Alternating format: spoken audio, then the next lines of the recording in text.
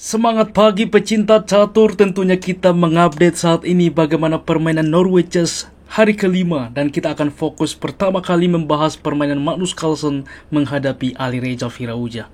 Dan tanpa berlama-lama langsung saja kita simak Magnus Carlsen mengawali langkah dengan pion ke 4, dibalas Alireza dengan E5, kuda ke F3, kuda ke C6, dan gajah ke B5, Ruy Lopez di papan. Salah satu juga top yang sangat sering dibalas yaitu dengan Morphy Defense pion ke A6, tetapi pada kesempatan ini kuda ke F6 Berlin Defense dipilih oleh Alireza Firouzja. Dilanjutkan dengan rokade terlihat mengorbankan sentral, tetapi variasi ini juga tentunya cukup modern karena juga untuk mengaktifkan benteng ke depan. Dan betul saja diterima oleh Alireza pion sentral ini, maka benteng ke I1, kuda ke D6 mundur mengancam gajah. Di sini kuda menerima pion sentral.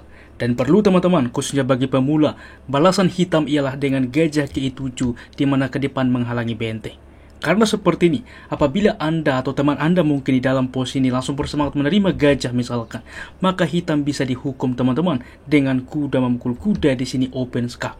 Artinya apa? Apapun dibuat menutup teman-teman, menteri akan tumbang. Jelas, menteri menutup dimakan saja. Artinya apapun dibuat untuk mencegah skak ini, menteri akan tumbang. Jelas keunggulan signifikan bagi putih. Oleh sebab itulah kita kembali teman-teman di dalam pose seperti ini, gajah ke I7 adalah langkah wajib di mana untuk mencegah discover ini. Sehingga sekarang teman-teman ketika ini sudah ditutup maka gajah terancam saat ini. Gajah ditarik mundur ke F1 oleh Magnus Carlsen, kuda memukul kuda, benteng menerima. Di sini juga gajah masih sedang dipin, rokade supaya ke depan dapat juga melepaskan gajah mengancam benteng. Pion ke D4 mengaktifkan juga gajah ke depan, di mana juga mensupport benteng. Gajah ke F6 mengancam benteng, benteng kembali. Dan di sini Alireza mencoba mentesting bagaimana endgame, karena disebut juga Magnus Carlsen adalah si raja endgame. Dengan benteng ke E8 menawarkan simplifikasi, karena konsepnya sederhana. Di sini Alireza sebagai pemegang buah hitam, ia ingin secepat mungkin melakukan penyederhanaan teman-teman, sehingga cukup mudah ke depan untuk memantau, memanage permainan. Di sini C3 ditolak oleh Magnus Carlsen. Karena apa? Ini penting untuk mensupport teman-teman. Karena apabila misalkan ke depan ditukarkan ini, misalkan langkah sembarang kita ambil A3 misalkan, ditukarkan benteng ini teman-teman, masalahnya menteri sudah meninggalkan perlindungan terhadap pion. Oke teman-teman, oleh sebab itulah di dalam pose seperti ini C3 terlebih dahulu, maka benteng memukul benteng, pertukaran sehingga pion sentral sudah disupport oleh pion C3. Sangat simpel. Kuda ke E8 di mana juga mendorong pion ke depan membuka file D, maka di sini D5 menghentikan pion langsung 2 langkah ke depan. Menteri ke E7 lagi-lagi di sini terlihat bahwa Alireza menawarkan endgame. Magnus Carlsen masih menolak. Ia menteri berpindah ke D1, maka pion ke B6 mempersiapkan fiancé itu. A4 dilanjutkan, dihentikan dengan A5, kuda ke A3 bermanuver ke depan ke peta yang lebih aktif.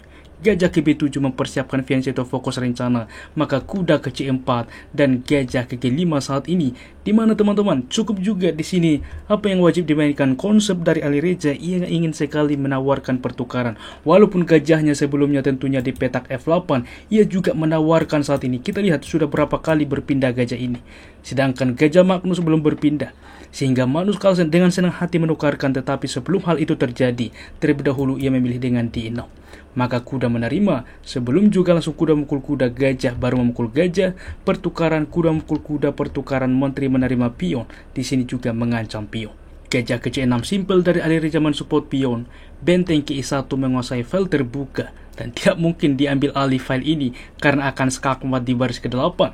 Menteri ke F6 terlihat teman-teman, lagi-lagi Alireza Firouzja menawarkan endgame. Diterima Magnus Carlsen saat ini, diterimalah tantangan. Karena apa? Alireza menantang, ayo Magnus, tunjukkan dirimu si raja endgame. Tentunya diterima, walaupun pion bertumpuk tetapi membuka ke depan akses raja. B3 berlanjut saat ini, maka benteng ke B8, C4 dan D5 langsung juga mendobrak sentral. Dikuasai baris ke-7, benteng ke E7, maka benteng ke C8 juga ke depan teman-teman mengancam juga file C. Berlanjut dengan pion ke F3 membuka ruang bagi raja. Pertukaran pion terjadi, gajah menerima mengancam juga pion sehingga gajah memukul pion A4. Langkah yang menarik teman-teman. Di sini gajah juga tentunya menerima pion tempo skak. Raja berpindah mengancam benteng, benteng ke A7. Di sini gajah terancam, gajah menyelamatkan diri dan H4 saat ini. Langkah inisiatif mendorong pion ke depan. Tentunya endgame yang terjadi saat ini kita akan lihat secara pelan-pelan. Benteng ke C5, maka tentunya raja ke F2 dilakukan skak, raja ke G3, Benteng ke-2 langsung juga membatasi ke depan lagi-lagi untuk simplifikasi menawarkan. Benteng ke-7 mengancam pion. Gajah ke-3 saat ini. Lalu tentunya pion ini tidak bisa diterima. Karena apa? Gajah masih terancam ke depan sehingga gajah diselamatkan terlebih dahulu menawarkan. Dengan senang hati Ali Reza menerima karena target ia adalah simplifikasi. Benteng saat ini mengancam pertukaran lagi-lagi pion terjadi. Di sini disupport terlebih dahulu teman-teman dengan Raja ke G7. Maka benteng ke-6 mengancam pion, pertukaran lagi-lagi terjadi. Tetapi walaupun secara komputer ini sebanding, tetapi Magnus Carlsen kita lihat ada keunggulan pion.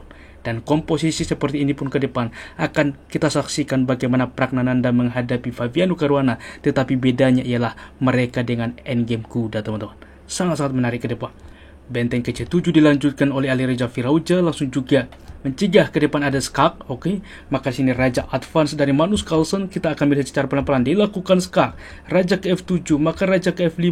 Secara pelan-pelan kita akan melihat bagaimana Magnus Carlsen memanage endgame teman-teman. Ia juga mengambil increment tentunya, membuat langkah tunggu, langkah yang tepat, langkah aman, sebagaimana kita saksikan sebelumnya, yaitu Hikaru Nakamura mengalahkan juga Ding Liren dan bahkan mengalahkan Pragnananda teman-teman.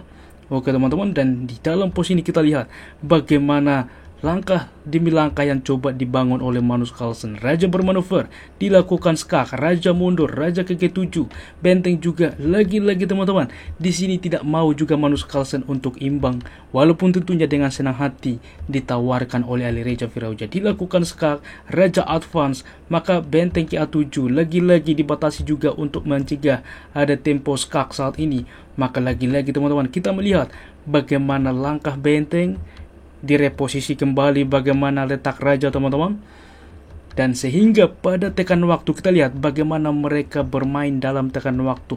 Disinilah bagaimana diuji bagaimana mental champion tentunya, mempersolid pion satu sama lain.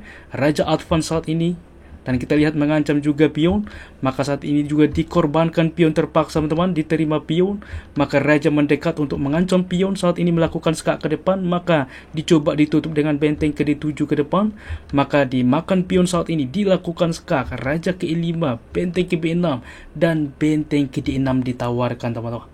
Disinilah letak posisi kritikal yang akan kita bahas apa yang dimainkan oleh hitam di posisi seperti ini.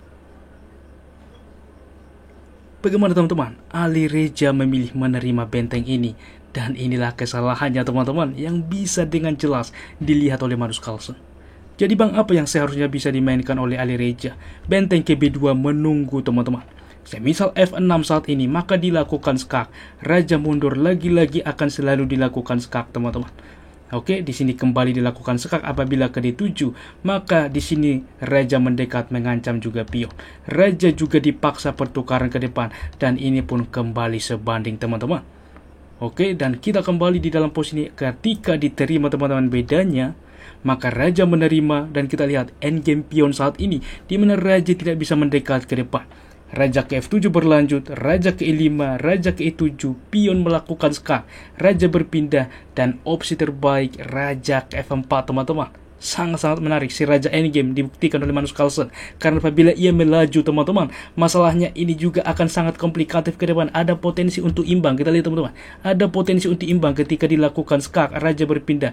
Di sini tidak bisa berpindah kecuali Raja, dan ini pun stalemate. Oke teman-teman, oleh sebab itulah bagaimana bijaknya Magnus Carlsen, ia Raja ke F4, maka Raja ke E8, dan setelah Raja ke E4, di sini juga Ali Reza Virauja menyerah pada langkah ke-82. Mengapa demikian? Raja ke F7 mendekat, maka Raja ke F5 sudah bisa mendekat, Raja ke F8, Raja ke G6, dipastikan langkah selanjutnya pion akan tumbang, dan setelah itu pion juga akan siap untuk menuju petak promosi teman-teman. Dan harus dimainkan Raja ke F7, Raja ke H7 mengorbankan pion ini untuk F7 dan tak terhentikan promosi. Jelas di sini menteri ke depan dapat melakukan skakmat. Sangat-sangat menarik teman-teman, bagaimana permainan hari ke-5 dan bahkan semuanya menghasilkan teman-teman tidak ada yang imbang. Magnus Carlsen mengalahkan Ali Reza Virauja, Hikaru Nakamura mengalahkan Ding Liren, dan Pragnananda mengalahkan Fabiano Caruana. Sangat luar biasa, sehingga standingnya sebagai berikut. Dan kita lihat lagi-lagi Hikaru Nakamura memimpin permainan diikuti Magnus Carlsen, Pragnananda, Ali Reza Virauja, Fabiano Caruana, dan sang juara dunia Ding Liren. Begitu terpuruk teman-teman, ia 3 kali kalah berturut-turut pada klasik dan sangat-sangat mengecewakan tentunya. Adapun akurasinya sebagai berikut. Ulasan permainan ditunjukkan, kita lihat teman-teman bagaimana tingginya kedua akurasi pemain. Magnus Carlsen 98,3% dan Alireza Firouzja hanya melakukan kesalahan di akhir 96,3%. Tentunya ada juga teka-teki catur. Selamat menjawab di kolom komentar. Dan coba teman-teman bagaimana langkah putih menteri melakukan pengorbanan di petak H7. Yang jadi pertanyaan, apakah ini langkah brilian atau blunder? Mari diskusi di kolom komentar, beritahu juga apa alasannya. Dan silahkan cek juga bagaimana rekomendasi video kami di layar akhir. Sampai jumpa di konten selanjutnya. Keep sharing and keep loving. Bye-bye.